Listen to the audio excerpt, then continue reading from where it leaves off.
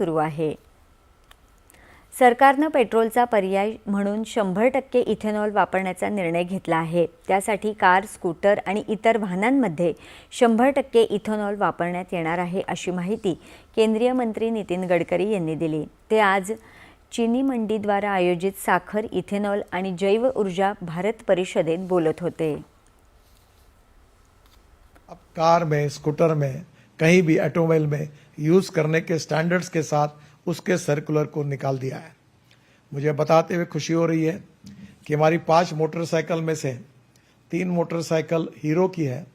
उन्होंने मेरी और पेट्रोलियम मंत्री हमारे पुरी साहब के साथ उन्होंने 2 मोटरसाइकिल लॉन्च की है जो फ्लेक्स इंजन है, जो आइदर पेट्रोल और इथेनॉल दोनों पे चल सकता है, उसको लॉन्च किया है।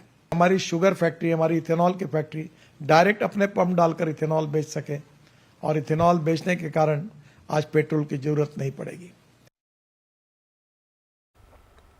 पेट्रोलियम मंत्र्यांसोबत मिळून फ्लेक्स इंजिन असलेली नवीन मोटरसायकल बाजारात आणण्यात आली आहे। ही मोटरसायकल पेट्रोल आणि इथेनॉल दोन्हीवर चालते। मारुती सुझुकीनेही 100% इथेनॉलवर चालणारी वॅगनार ही गाडी बाजारात आणली आहे, असं त्यांनी सांगितलं। फ्लेक्स फ्युएल वाहनांचा बाजार 2025 ते 2030 दरम्यान वाढेल, त्यामुळे इथेनॉल वापरावर कोणतीही अडचण येणार नाही, असा विश्वास त्यांनी व्यक्त केला।